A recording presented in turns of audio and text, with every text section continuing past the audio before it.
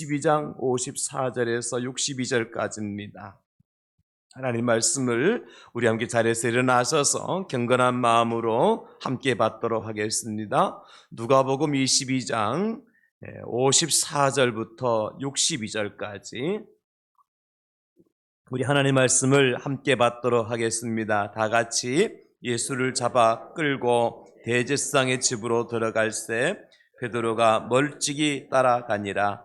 사람들이 뜰 가운데 불을 피우고 함께 앉았는지라. 베드로도 그 가운데 앉았더니 한 요종이 베드로의 불빛을 향하여 앉은 것을 보고 주목하여 이르되 이 사람도 그와 함께 있었느니라 하니 베드로가 부인하여 이르되 이 여자여 내가 그를 알지 못하노라 하더라. 조금 후에 다른 사람이 보고 이르되 너도 그 도당이라 하거늘 베드로가 이르되 이 사람아 나는 아니로라 하더라. 1시간쯤 있다가 또 한 사람이 장담하여 이르되 이는 갈릴리 사람이니 참으로 그와 함께 있었느니라. 베드로가 이르되 이 사람아 나는 네가 하는 말을 알지 못하노라고 아직 말하고 있을 때에 닭이 곧 울더라. 주께서 돌이켜 베드로를 보시니 베드로가 주의 말씀 곧 오늘 닭 울기 전에 네가 3번 나를 부인하리라 하심이 생각나서 밖에 나가서 심히 통곡하니라. 아멘. 자리에 앉으시겠습니다.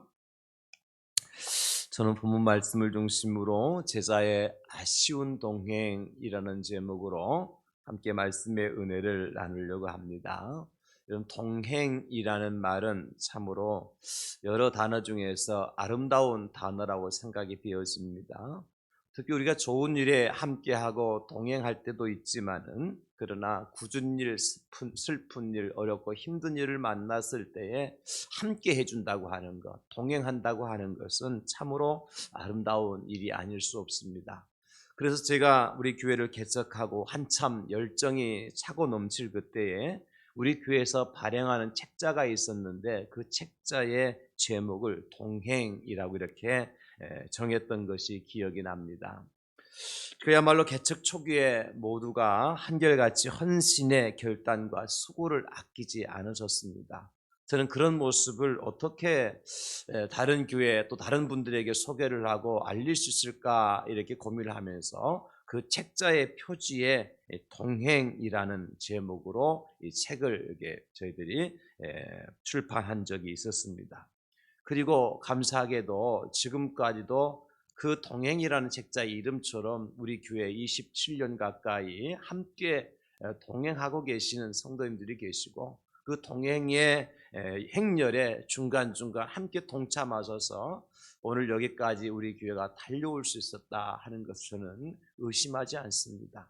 여러분들이 동행하셨기 때문에 우리 교회가 여기까지 달려올 수 있었다. 그런 마음으로 함께 동행하신 여러분들에게 감사의 말씀을 전하지 않을 수 없습니다. 성경 말씀 중에 제가 좋아하는 구절이 여러 구절이 있는데 그 가운데 하나의 구절은 바로 전도서 4장 9절 이하에 있는 말씀이죠.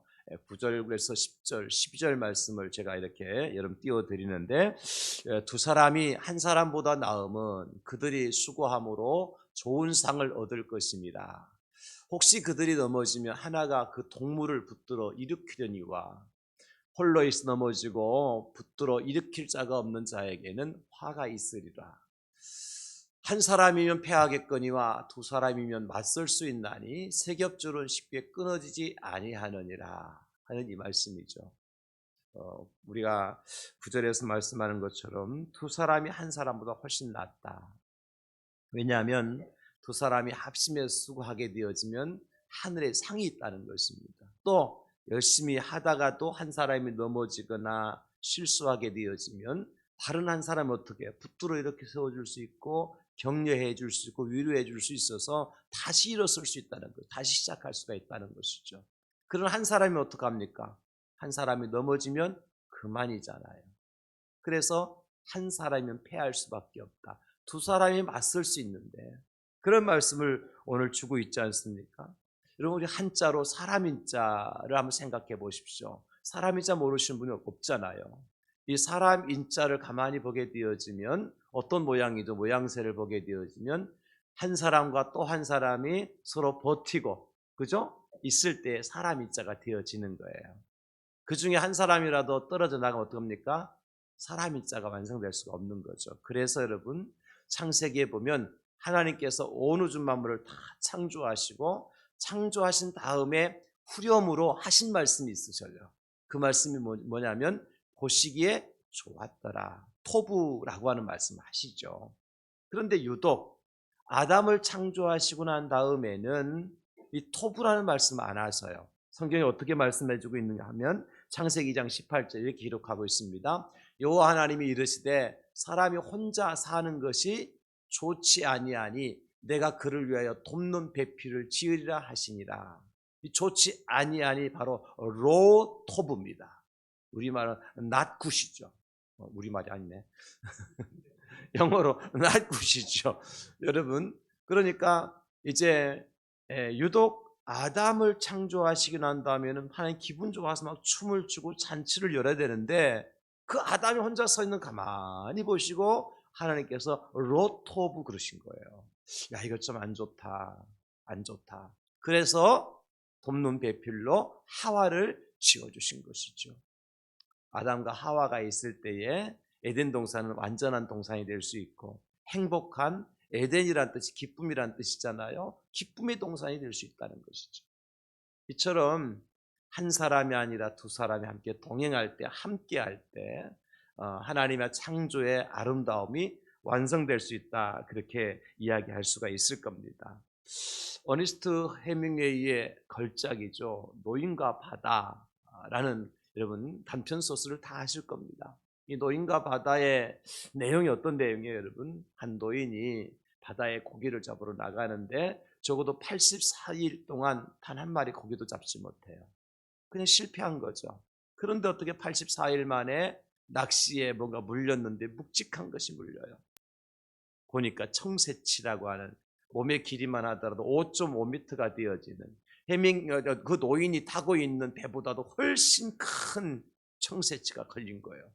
그 노인이 그거 놓칠 수가 없죠. 그래서 그 청새치와 씨름을 하게 되어지는데, 이 얼마나 힘이 센지 말이, 노인을 끌고 갔다가 놓쳤다가 이렇게 하기를 이틀 동안 씨름을 합니다. 혈투를 벌입니다. 이틀 동안, 2시간이 아니고 이틀 동안. 그러다가 결국 이 노인이 이 청새치를 제압하고 청새치가 항복하는 거죠. 그래서 노인이 그 청새치 큰 물고기를 끌고 집으로 돌아옵니다. 얼마나 기쁘겠어요. 집으로 돌아오는 도중에 노인이 뭘 만나느냐 하면 상어를 만나요. 상어. 왜? 청새치가 피를 흘리면서 따라오니까 그 피의 냄새와 맛을 보고 상어가 달려드는 거예요. 어떻게 잡은 고기인데 노인이 그걸 놓칠 수 있겠습니까? 이렇게 생각해 보세요. 그러니까 이번에는 무엇과 싸우냐면 노인이 이 상어와 싸우는 거예요. 내가 잡은 청새치 고기를 놓치지 않고 빼앗기지 않기 위해서 말이죠. 그래서 계속해서 상어와 싸우고 막 이렇게 결투하고 결국에 이제 항구에 도착해, 집에 오는 거예요. 근데 노인이 그 낚싯줄을 딱 끌어올려 보니까 뭐만 남았어요? 청새치의 앙상한 뼈만 남았어요. 또 남은 게 있어요. 뭐냐면 그 청새치를 잡기 위해서 또 상어와 사투를 벌면서 자기 몸에 상처만 남은 거예요. 이게 노인과 바다의 줄거리죠. 여러분, 이 단편 소설 130페이지 가까운 이 단편 소설이 주는 이 메시지가 뭘까요? 우리 인생이 어떤 인생이냐? 마치 끝도 보이지 않는 망망한 바다에서 배를 띄워놓고 고기를 잡는 것과 같은 인생이다. 근데 고기가 날마다 잡히는 게 아니잖아요. 그런데 내가 목표했던 청새치를 드디어 잡았어요. 그 목표를 달성했으니 그 인생이 성공했으니까 기뻐해야 되고 날마다 춤을 추고 살아야 되는데 어때요? 청새치를 잡아갖고 돌아오는 길 뭘 만나요? 상어를 만나요. 상어를. 인생이 내가 뭔가 달성했다고 생각했는데, 뭔가 이뤘다고 생각하는데 그 이후에 또 뭐가 닥쳐와요? 시험이 닥쳐오고 환난이 닥쳐오고 질병과 사고와 근심과 걱정과 재난과 기근과 전쟁이 닥쳐와요. 이게 인생이죠. 그래서 모든 내가 잡았던, 목표로 잡았던 것이, 모든 것이 조금씩 조금 뜯겨져 나가는데 나중에 보니까 앙상한 뼈만 남아요. 대통령이 되겠다고 국회에서 대통령이 되고 난 다음에 목표 달성하니까 모든 것이 끝나던가요?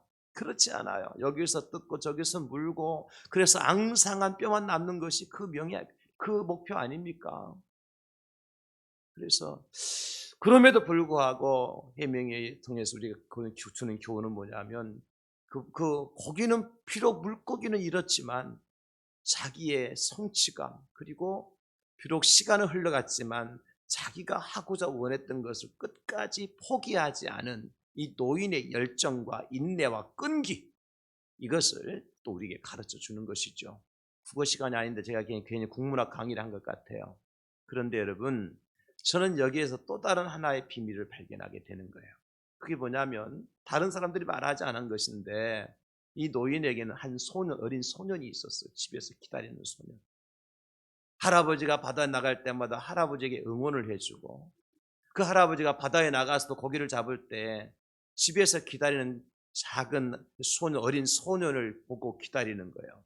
그래서 그 마음속에 여전히 할아버지 마음속 어린 소년이 마음에 자리 잡고 있는 거예요. 그 아이 때문에 고기 잡는 것을 포기하지 아니하고, 그 소년 때문에 고기 잡아 집에 올 때도 상어의 때 만났음을 불구하고 그 잡은 고기를 포기하지 않는 거예요. 비록 자기 손에 앙상한 뼈만 남았다 할지라도 그 어린아이, 늘 자기 마음속에 있는 자기와 대화. 그러니까 이 노인은요, 아이의 말 때문에 고기 잡으러 나가는 힘이 생기기도 하고, 그 아이와 대화 때문에 다시 고기 잡아 집으로 돌아오는 힘이 있게 되어지는 거예요.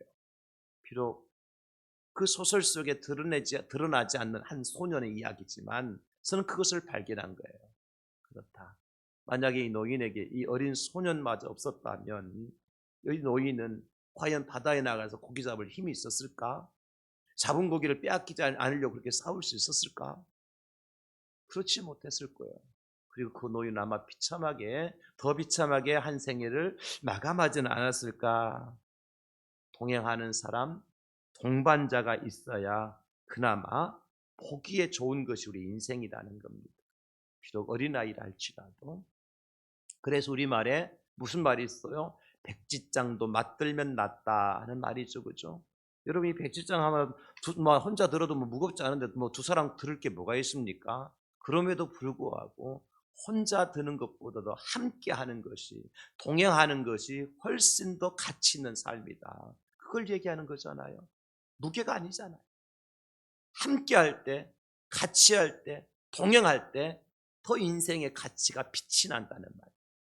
그래서 백지장도 맞들면 낫다는 말이 있죠. 이 공동체에서 동행이라고 하는 그만큼 필수적인 것입니다. 그런데 어떤 동행은 간혹 가다가 그것이 짐이 되는 동행도 없잖아 있어요. 짐이 되는 동행. 다윗이 사울 왕을 피하여서 피난하는 생활을 할 때에 다윗에게 찾아온 사람들이 있었어요. 유력한 사람, 돈 많은 사람, 빽 있는 사람, 권세 있는 사람, 똑똑한 사람, 그런 사람이 다윗을 찾아온 게 아니었어요. 누가 찾아왔느냐? 사무엘상 22장 2절에 보면 이렇게 기록해주고 있습니다. 환난당한 모든 자와 빚진 모든 자와 마음이 원통한 자가 다 그에게로 모였고, 그는 그들의 우두머리가 되었는데 그와 함께한 자가 400명가량이었더라. 이 말씀이 좀 유쾌하게 들려요. 좀 마음이 무거워요. 지금 다윗이 어떤 상황이에요? 사울왕을 피해서 피난하고 있는 상황이에요.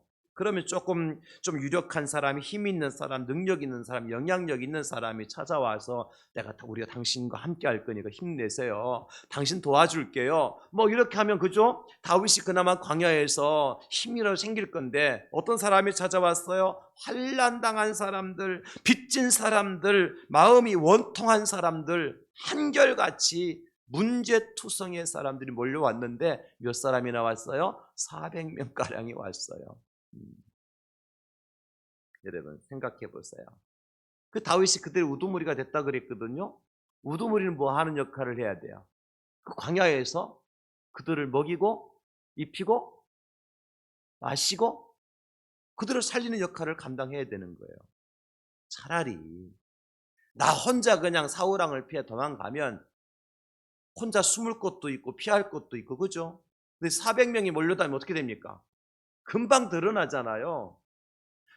오히려 이들은 다윗에게 참 힘이 되는 것이 아니라 짐이 될 수밖에 없었던 그런 사람들이었어요. 그런데 여러분, 그런데 그들은 전혀 다윗에게 무익한 사람들이었느냐? 그렇지 않더라는 겁니다. 그들이 다윗을 찾아온 이유가 뭐예요? 다윗을 존경하고 다윗을 사랑하기 때문에. 그러니까 이들에게는 다른 사람이 갖지 않는 다윗을 향한 존경심과 사랑하는 마음과 더불어서 의리라는 것이에요. 의리. 그러니까 다윗이 무슨 말을 하든지 무슨 일을 하든지 함께 할 수 있는 의리를 지키고 사랑과 존경심을 가지고 다윗에게 뭔가 조그만한 힘이라도 되고 싶어서 모인 사람들이에요. 물론 이들은 다 상처를 가지고 있던 사람들이기 때문에 여러분, 상처가 가진 사람이 또 다른 사람 상처를 줄 수 있는 확률이 높잖아요. 그래서 400명이 그런 사람끼리 모였으니까 난리법석 아니었겠습니까? 하루도 아마 뻔한 날이 없었을 거예요. 그죠? 그때마다 다윗이 그들을 통치하고 다스리고 하나님은 그 과정을 통해 다윗을 이스라엘의 통치자로서의 훈련을 시키신 거예요. 무익하지 않죠? 이와 같이 아무리 못난 사람이라 할지라도 아무리 부족한 사람이라 할지라도 함께 할 때에 위로가 되어지고 함께 할 때 유익한 것이 분명히 있다. 그처럼 이 동행이라는 것이 너무너무 중요한 것입니다. 여러분, 그럼에도 불구하고 우리가 이왕에 함께 할 것 같으면, 이왕에 동행할 것 같으면 어떤 동행이 좋을까요? 힘이 되는 동행보다는 힘을 덜어줄 수 있는 동행, 그렇죠? 누구에게 힘이 되어줄 수 있는 동행, 누구를 위로해 줄 수 있고 누구를 격려해 줄 수 있는 동행이 낫지, 오히려 상처를 주고 힘들게 만들고 짐을 더 무겁게 지어주는 동행보다는, 안 그렇습니까? 저와 여러분들은 이왕이 우리가 동행하는, 함께하는 사람들로서 서로에게 위로가 되어지고 힘을 덜어주고 힘을 나눠주고 함께 동행하는 저와 여러분 될 수 있기를 예수님의 이름으로 축원합니다. 성경에 보니까 그런 사람이 있어요. 누구냐니까 바로 에녹이라는 사람이죠. 창세기 5장 24절에 이렇게 기록하고 있습니다. 에녹이 하나님과 동행하더니 하나님이 그를 데려가심으로 세상에 있지 아니하였더라. 에녹이 하나님과 어떻게 했어요? 동행하였다 그랬어요. 여기 동행이라고 쓴 이제 이 히브리어 하라크는 어떤 뜻이냐면, 이 하라크라고 하는 동행은요, 다른 뜻이 아니라, 여러분 학교에서 옛날에 운동회 할 때 2인 삼각경기 해보셨죠? 두 사람이 이제 한 사람은 오른쪽 발, 한 사람 왼쪽 발에 묶어가지고 두 사람이 동시에 달려서 결승 라인까지 가, 누가 1등 하느냐, 그거 하는 게 2인 삼각경기잖아요. 뭘 묶고 달려요? 다리를 묶고 달리잖아요. 끈으로. 한 사람은 왼쪽 다리, 한 사람은 오른쪽 다리에 묶어가지고. 그러면 그 중에 한 사람이 육상 선수라고 할 것 같으면 그 팀이 1등 할 수 있을까요? 못해요. 어떤 팀이 1등 할 수 있습니까? 두 사람이 호흡을 맞추고 다리를 맞추고 보폭을 맞추고 함께 할 때, 그죠? 함께 할 때 1등 할 수 있는 거예요. 하나 둘 하면서 왼발 오른발 생각나죠, 그죠? 그리고 한 사람은 막 길게 뛰는 것이 아니라 보폭도 거리도 말이죠, 똑같이 어느 정도 30cm 30cm 맞춰가면서 열심히 뛰어가면 그 사람이 1등 할 수 있는 것이지, 나는 다리가 길다고 막 뛰고 다리 짧은 사람 막 달려가면 어떻게 돼요? 넘어지잖아, 그죠? 이때에 하라크라는 단어가 그때 쓰여지는 단어란 말이에요. 두 사람이 다리를 묶고 달리는데 호흡과 보폭을 맞춰서 함께 가는 거야. 에녹이 누구와 다리 묶고 달리게 했어요?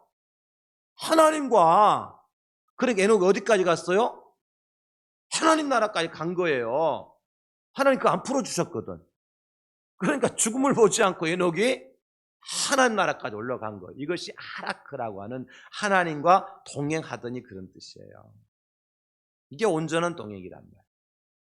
또 하나, 우리는 민수기 32장 12절에 보면 여호수아와 갈렙 이야기가 나오거든요. 같이 봅니다. 우리 다 같이 읽어볼까요? 시작. 그러나 그나스 사람 여분네의 아들 갈렙과 눈의 아들 여호수아는 여호와를 온전히 따랐느니라 하시고, 여호와를 어떻게 따랐어요?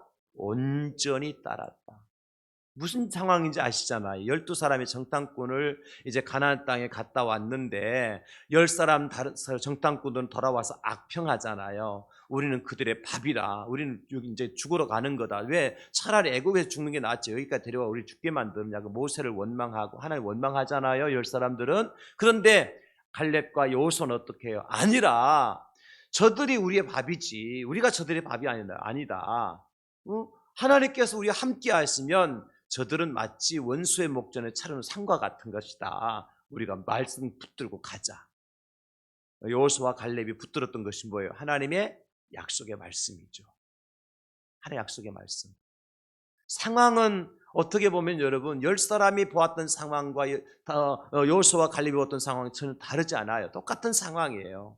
그리고 어떻게 보면 보고 자체가요. 더 10사람이 보고한 내용이 객관적일 수 있어요. 사실적일 수 있어요.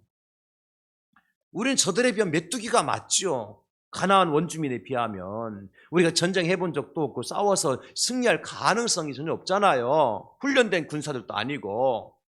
그러니까 10사람이 말한 것이 객관적으로 더 맞을 수가 있어요. 그럼에도 불구하고 여호수아와 갈렙은 그 환경이나 상황을 본 것이 아니라 뭘 붙들었어요? 하나님의 약속의 말씀을 붙들었어요. 약속의 말씀을 붙들었어요.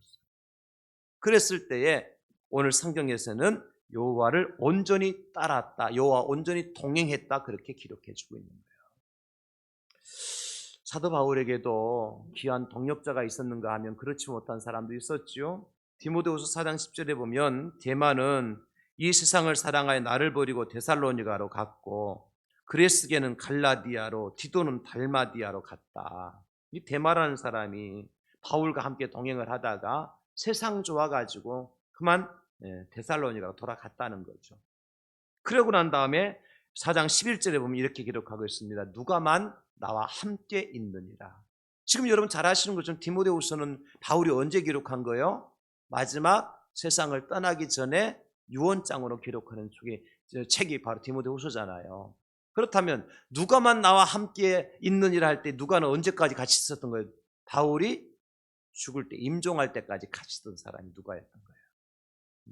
이 사람은 의사 출신 아닙니까? 그러니까 바울의 임종을 지켜보았던 사람이 누가라. 이게 동행이에요. 이게 온전한 동행이라고요.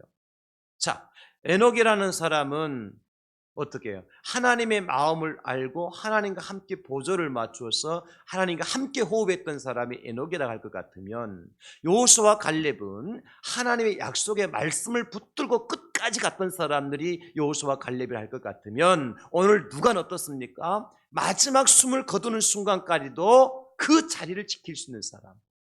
이런 사람이 온전한 동행을 한 진짜 동행자다.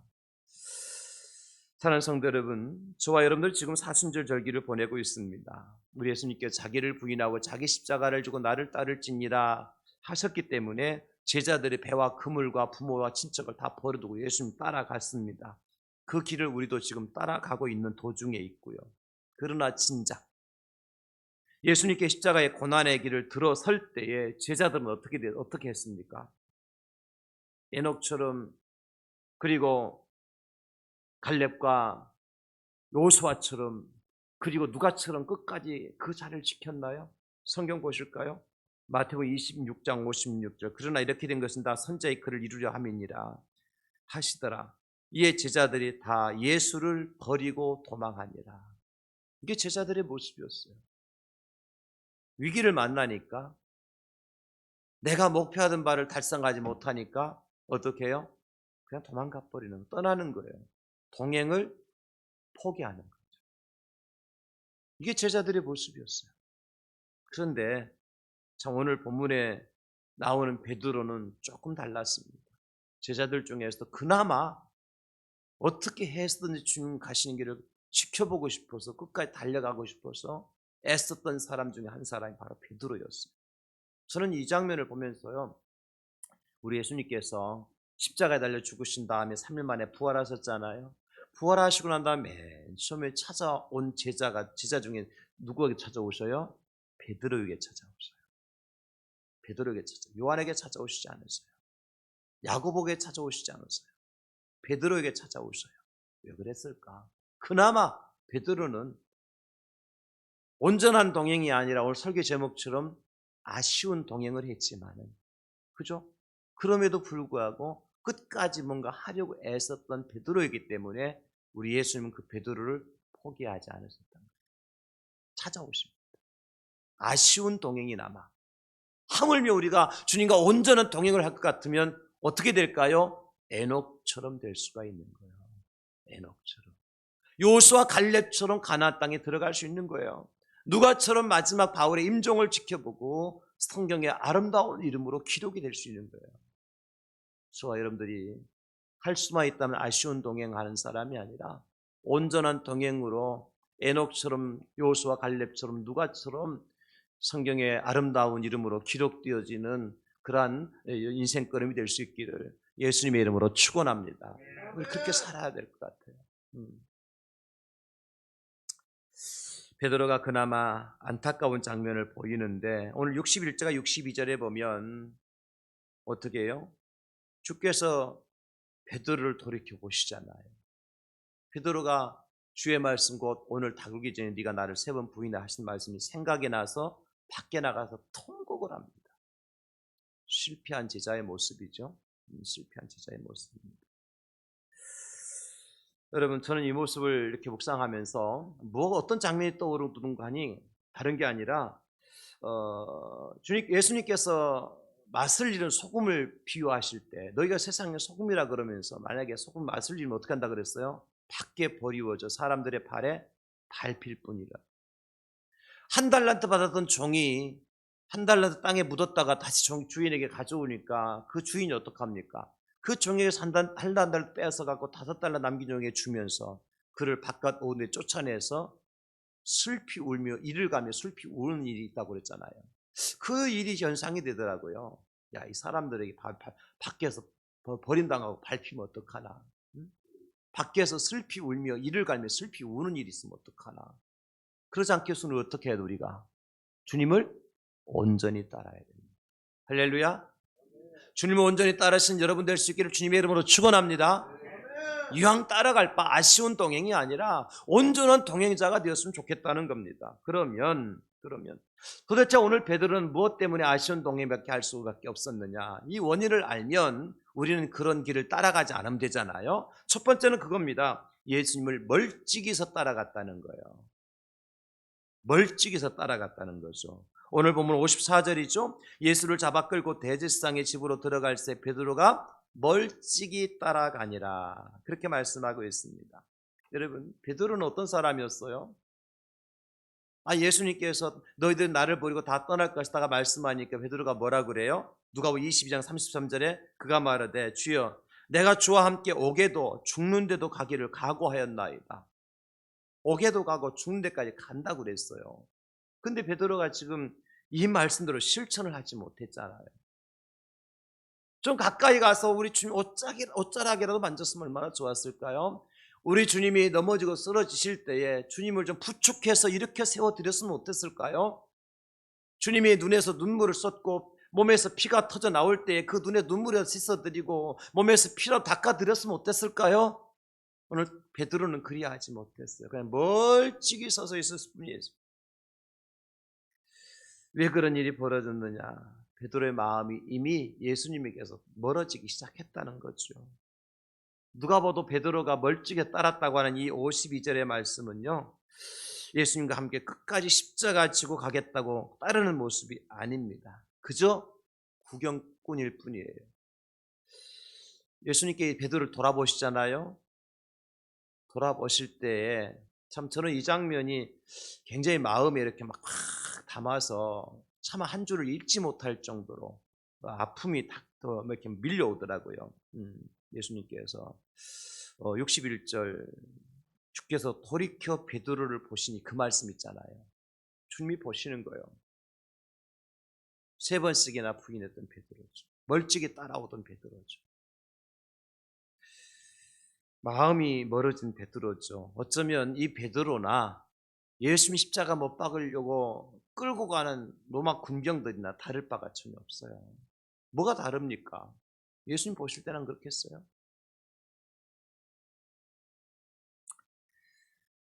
우리가 지금 사순절을 보내고 있는데 우리는 과연 그러면 주님과의 첫사랑, 첫 열정을 아직도 가지고 있느냐는 거죠. 어떻습니까? 이 생명을 달랐으면 십자가에 놓겠으니 허울뿐인 이 세상에 하나의 미랄이 되겠다고 우리가 결단하며 고백했잖아요. 여러분 그렇게 한 적 없습니까? 불 속에라도 들어가서 풀 속에라도 들어가서 세상에 널리 주의 복음을 전하겠노라고 이런 결심하신 적이 없으십니까? 한두 번 다 있을 거예요. 베드로처럼 모든 사람이 다 버리고 떠날지라도 나는 절대로 주님 버리지 않고 주님 가시는 감옥에라도 주님이 죽으시는 그 죽음의 자리까지 함께 하겠다고 결단하고 따라왔던 베드로예요. 근데 지금 어떤 상황이요? 멀찍이 떨어져 있어요. 여러분 우리 주님과 우리의 마음의 거리가 지금 얼마나 그 간격이 얼마나 가까워져 있습니까? 주님의 심장의 박동 소리가 우리의 귀에 들려오고 있습니까? 주님께서 지금 우리 보는 눈물을 흘리시는 그 눈물이 우리 눈에 보이십니까? 우리는 너무나도 멀리 떨어져 있어 그 눈물조차 보이지 않고 주님의 심장의 박동 소리조차 들리지 않는 그런 우리를 보고 있지 않습니까? 그저 주님은 보이지 않고 나홀로 살아가고 있는 모습, 주님이 걸어가신 길과는 정반대의 길로 걸어가고 있는 우리의 모습, 마치 니느웨로 가서 복음을 전하라고 하셨는데 요나가 니느웨가 아니라 타시스로 가는 배를 탈 수밖에 없었던 그런 상황들 말이에요. 우리 가운데 없습니까? 여러분? 목사로 부름을 받고 목사로 기름을 부음받고 안수받고 주님을 위해서 이 생명 다 바치겠다고 아골골짝 빈들에도 복음 들고 가겠다고 고백하고 결심하고 이 길을 출발해 왔지만 지금은 조금만 가시만 있어도 조금만 불편함이 있어도 주님을 원망하고 불평하고 내가 왜 이런 목회를 해야 되냐고 나 자신을 갖다 그렇게 주님과 관계없이 치부해버리는 목회자가 된 저의 모습이나 여러분 어떻습니까? 주님 나를 사랑하셨기 때문에 억만 죄악 가운데 구원하신 주님의 은혜 내가 무엇으로 보답할 거해서 오늘로 주님께로 가까이 나가고 계십니까? 주님과 함께 동행하고 계십니까? 주님께서 오늘도 속삭이는 그 음성이 우리에게 들려오고 있습니까? 아니면 사람의 소리가 들립니까? 심장이 터져나올 것 같은 고통 속에서도 그가 찔리면 우리의 허물을 인하며 그가 상하면 우리의 죄악을 인함이라고 말씀하셨는데 나의 죄 때문에 나의 허물 때문에 심장에 꽂힌 그 창 끝에 심장에 꽂혀서 피가 터져나오는 고통 가운데 계시면서 여전히 나를 사랑하신다고 말씀하신 그 음성이 우리 귀에 들려오고 있습니까? 우리 너무 멀찍이 떨어져 있는 건 아닐까요 지금? 세상이 좋아서 물질이 좋아서 세상 육체의 쾌락이 좋아서 말이죠.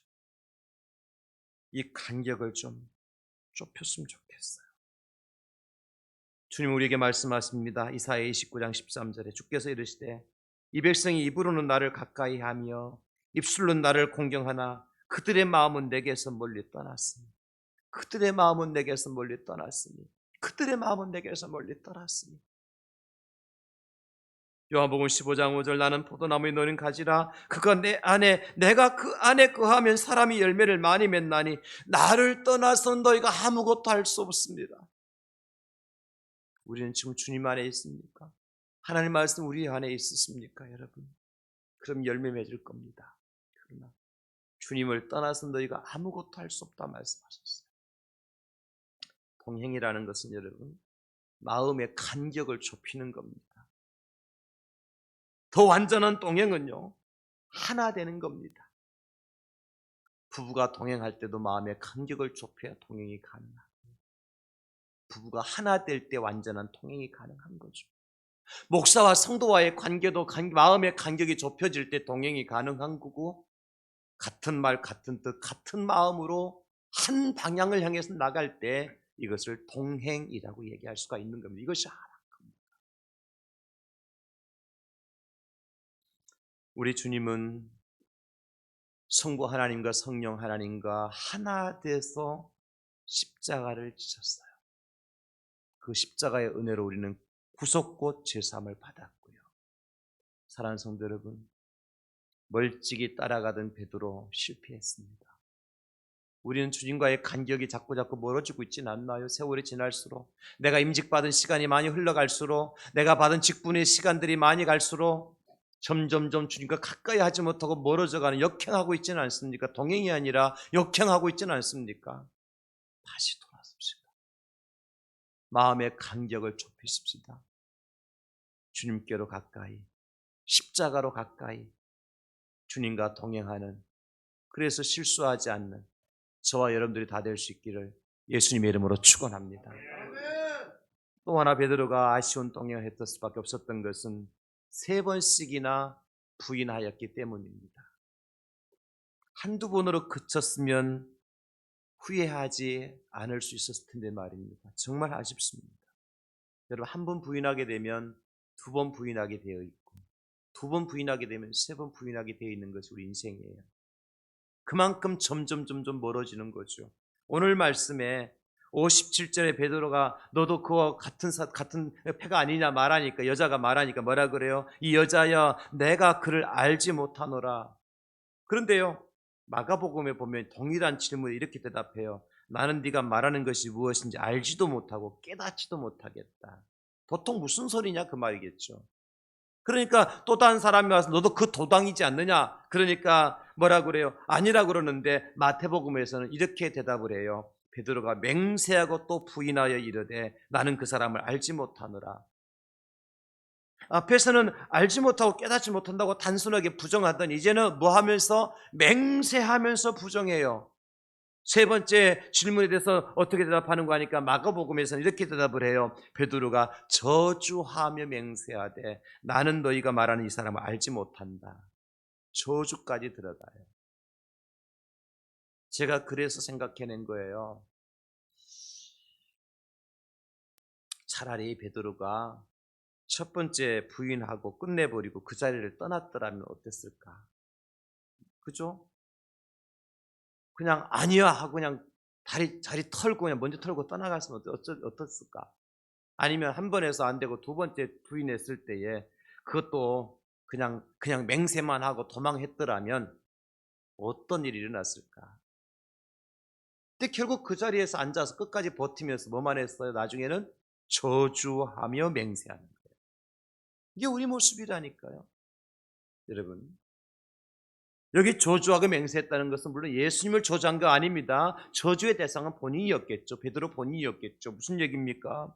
내가 어떤 화를 당할지라도 어떤 벌을 받을지라도 절대로 예수라는 인물을 나는 알지도 못하고 내가 그 당에 속한 자가 아니라고 베드로는 말하고 싶었던 거예요. 이런 베드로의 말을 들으셨을 우리의 주님의 마음을 한번 생각해 보십시다. 주님 못 들으셨을까? 베드로가 지금 이렇게 이들하고 대화하는 내용을 다 들으셨죠.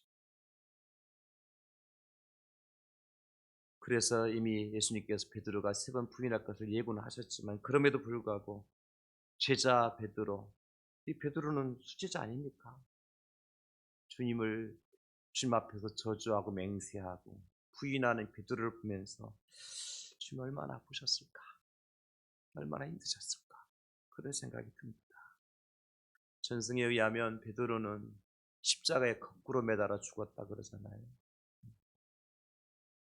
지은 죄가 많은 내가 어떻게 주님처럼 십자가를 지고 똑바로 지고 죽을 수 있는가 싶어서 하나님 그 베드로를 거꾸로 매달아 죽게 하신 것을 모르겠습니다. 우리말에 한 번 실수는 병가지 상사라 그런 말이 있습니다. 병가지 상사. 무슨 얘기입니까? 한 번 실수한 그 실패를 거울 삼아서 승리의 길로 나가야 된다는 것이죠. 신앙생활 하다 보면은 실수할 수 있습니다. 실패할 수 있습니다. 시험에 들 수 있습니다. 또 내가 다른 사람에게 상처도 줄 수 있습니다. 몇 번으로 끝내야 될까요? 한 번 아니면 2번으로 끝내십시다. 3번, 4번 가지 말자는 거예요. 그러면 주님과 더 멀어져요. 내가 한 번 시험 들었으면 동일한 시험 또 들지 않기 위해서 주님을 더욱더 붙들어야 되는 거예요. 주님, 내가 돈 때문에 시험에 들었습니다. 다시는 이 돈 때문에 이 물질 때문에 시험 들지 않도록 나를 내 마음속에 물질을 돈에 대한 욕심을 좀 빼내가 가주세요 주님. 내가 이성의 시험 들었습니다 주님. 이성 때문에 범죄했습니다. 나의 연약한 이성에 대한 관점을 주님께서 만져주시고 고쳐주셔서 다시는 이성 문제 때문에 죄를 짓지 않도록 해달라고 주님께 더 가까이 가고 주님과 더 교제하고 그럴 때에 온전한 주님과의 동행이 가능하다는 겁니다.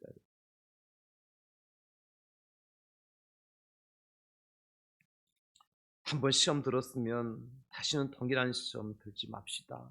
좋은 일도 아니고 한두 번으로 끝날 일들을 질질 끌고 두 번, 세 번, 네 번 반복할 필요가 없잖아요.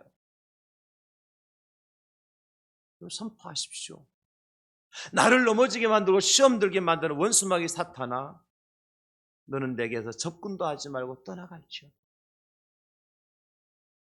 베드로가 두 번만 부인했더라면 좀 나았지 않겠나. 저주까지는 하지 않았을 것이고 그 저주가 자기에게 돌아오는 불행한 인생으로 마감하지는 않았을 것인데, 사랑하는 성도 여러분, 우리에게도 실수할 때가 있고 때로는 시험에 들 때도 있습니다. 한 번으로 만족하십시오. 좋은 거 아니잖아요. 그 계속 반복해가지고 유익한 거 전혀 없잖아요. 단절하십시오. 끊어버리십시오. 예수의 이름으로 물리치십시오. 그래서 예수님께 더 한 걸음 가까이 나가시고 예수님과 함께하고 동행하는 온전한 동행의 삶을 살아갈 수 있기를 예수님의 이름으로 축원합니다. 마지막 세 번째는 말씀을 기억하며 살지 못했어요. 어떤 말씀이죠? 베드로가 얘기했잖아요.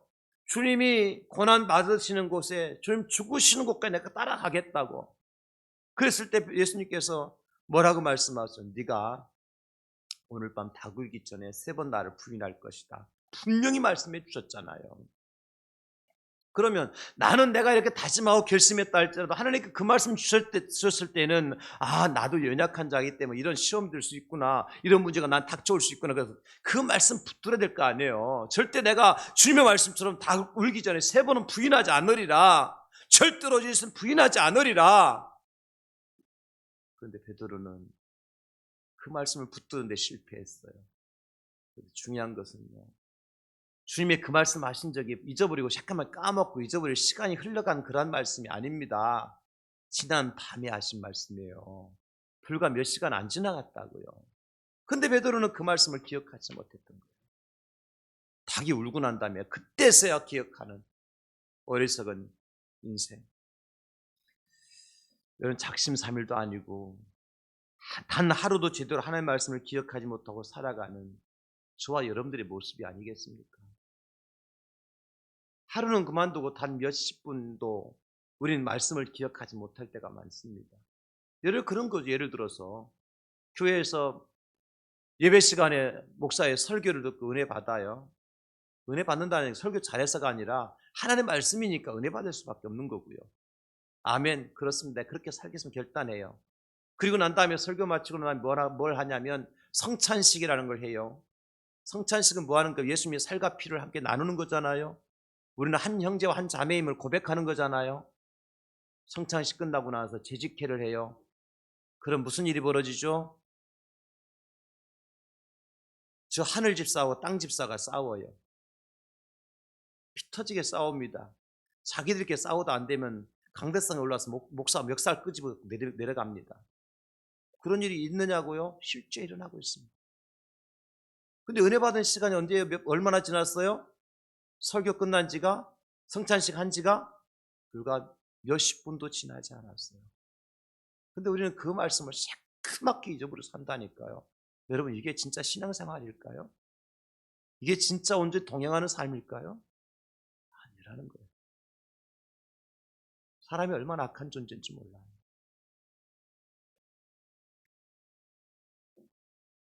새벽기도 시간에 정직하고 신실하고 남에게 해를 끼치지 말고 세상의 빛과 소금이 되어 살라고 말씀 붙들고 오늘 그렇게 하겠다고 결단하고 돌아갑니다.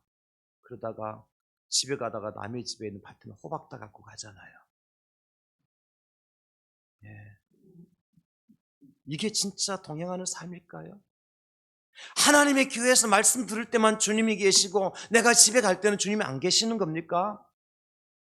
내가 직장에 가서는 주님 안 계시는 겁니까? 내가 학교에 가서는 주님 안 계시는 겁니까, 여러분? 그게 동행인가요? 역행이죠. 역행이죠. 성경에 뭐라고 말씀하세요? 은혜는 돌에 새기고 원수는 물에 새기라고 그러셨잖아요. 근데 우리는 어떻게 해요?